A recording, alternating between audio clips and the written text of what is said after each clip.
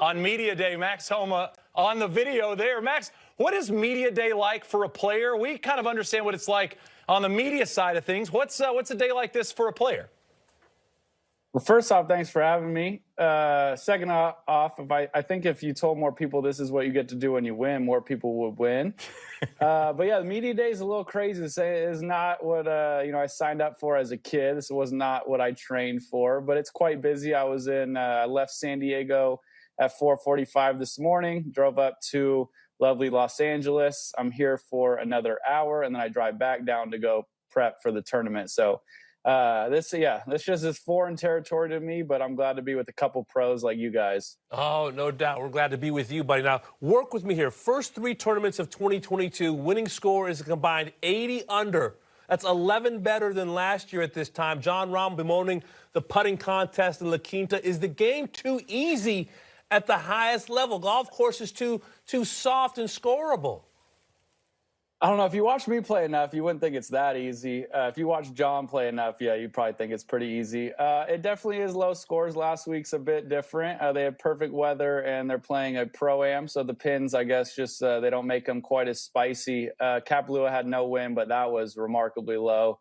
And I was not at Sony, but it seemed like, it was soft. So I don't know. Guys are getting better. Golf courses are getting torched at the moment, but we got a good run. I don't think people are going to light up Torrey Pines. It's a little difficult, so I think you'll see it regress a little back to the normal scores we're used to. Does the philosophy change at all, Max, in the way a good score is thought of these days versus maybe 5 years ago? Does 65 still feel like 65 on the PGA Tour? I think it does, but it definitely, I shot 6 under the second round in Maui, and I moved up one spot on the leaderboard. So it did, I guess, adjust a little because the next day I realized I needed to play a lot better than that, even though I thought I played all right. But yeah, it definitely messes with you a little bit. But as competition's steep out here, I think, golf's only getting deeper as far as the fields go. And you have to just be ready to make as many birdies as you can. So I guess in that regard, yeah, it's probably a little bit different mentally. But you just got to get used to it and fire away and get hot when you need to. All right, Max, you focused your off season on your physicality, the body, if you will. What is your current level of jackness? How jacked is Max Homa right now? I'm like 1/4 of a Bryson, I would say. Smart. Probably a bit, I'm like 8 times a Joel Damon. I'm somewhere in there if you can figure out whatever that means. Perfect. Somewhere between Damon and Bryson. All right, you're the defending champ, of course, at Riviera. I'm from L.A. Used to take my mom to Riv back in the day. I just love the whole vibe. Never going to run into whether it's Larry David or Jerry West. Why is Riviera your favorite golf course on the planet? Man, if I could play with Larry David here, I think that'd make it even higher in my book somehow. I just did a hit with they call it a hit, by the way, boys. Big media guy. Jim Hill, who is a literal legend in Southern California. But yeah, Riv is it's got everything. We're in really cool area right by the beach. It's probably the best layout on tour. A lot of guys talk about this being the best golf course we play all season. So it's just kind of got it all. It's got the star power of the actual city, and it's got that City of Angels feeling once you're at the golf course. So it's got it all. Max, were you a Drive to Survive guy? Did you get into Drive to Survive on Netflix? I did. I did not know a lick about driving, anywhere. I'm a speed limit guy. So I didn't know anything about it. So I got into it, and it is an awesome show. I'm really excited they're bringing it to golf with 2 of those producers because they did a number on me. Now I look forward to watching on the weekends. I followed a whole season of race car driving. Never thought I'd do that. My wife's dad makes me watch NASCAR, so I got a little into that a couple of years ago, but not like I am into F1 now. So when you think about what this will look like in terms of the Netflix show with professional golfers, you being involved in this project, what's your hope? What's the hope for fans that are going to watch and kind of, really, really digest what you're putting out there and what professional golf's putting out there? I hope I get a lot of makeup. So I look handsome, because this is a little intimidating that the entire world potentially may see me. But I think it'll be really good for the game. The meetings I've had with them so far, they really want to highlight how we're kind of a traveling circus. It's an interesting sport. Obviously not a team sport where we kind of, get everywhere by ourselves. We stay by ourselves. We go city to city with our golf clubs. It's a weird life, I guess, in that manner. So I'm glad they're going to be highlighting that. I think people will get a good insight on what the life is as a PGA Tour pro. I think everyone obviously who's into the game watches the golf and knows, there's a lot of hard work that goes into it.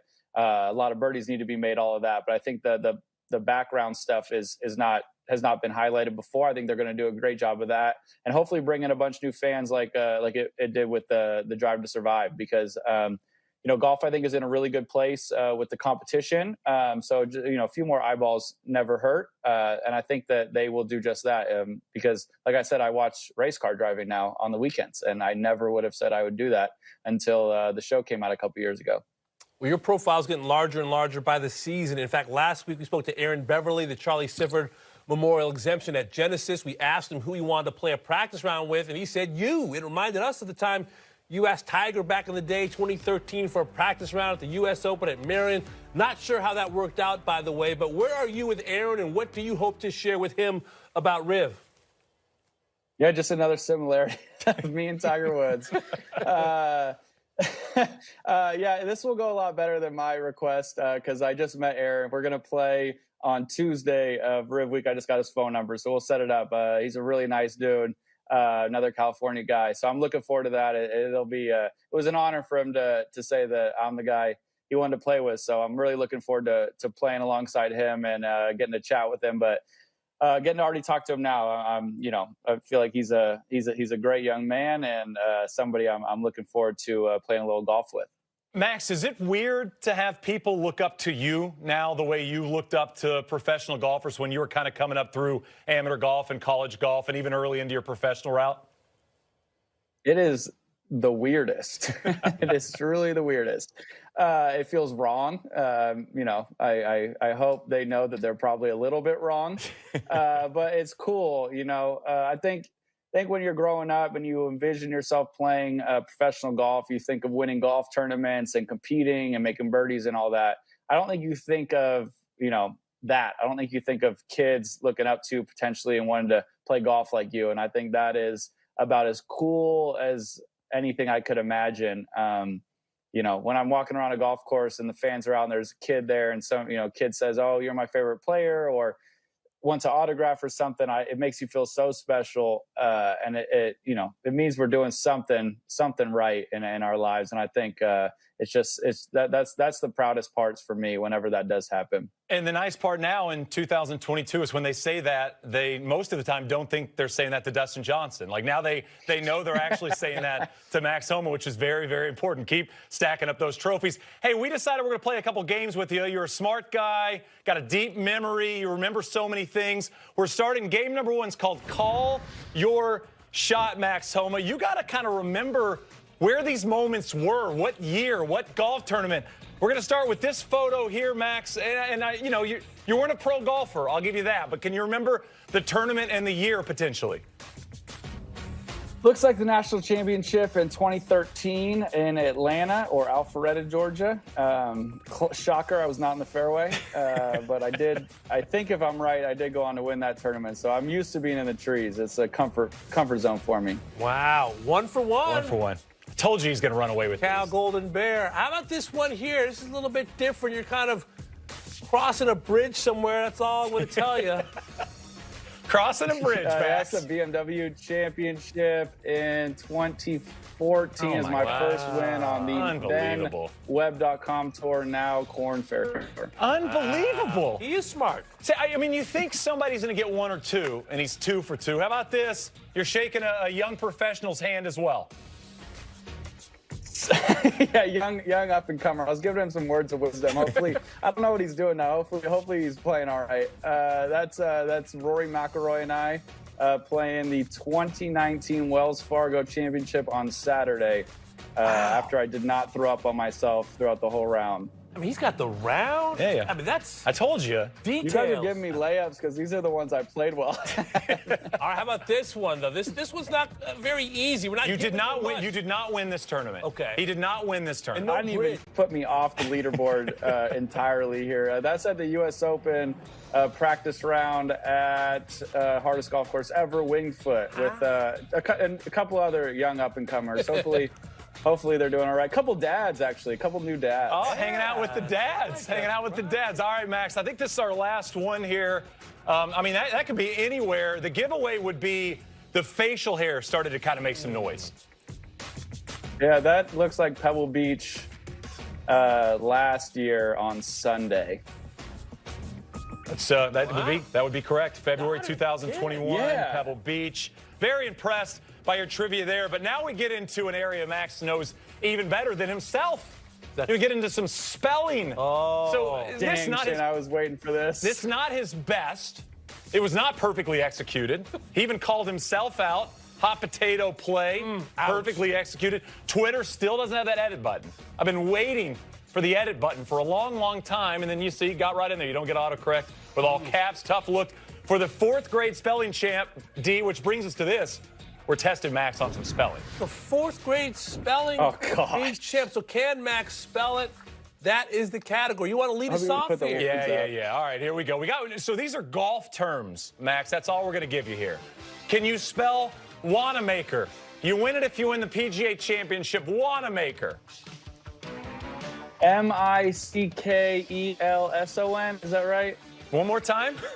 That's pretty good. That's Mickelson for you. that was good. Wanamaker. Well, we're giving them away. We give them away now. Okay. We're giving them right away. All right, we'll give you that one for one. I thought he'd be able to cruise through that one. All right, let's see. Up next, how about Hawalalai?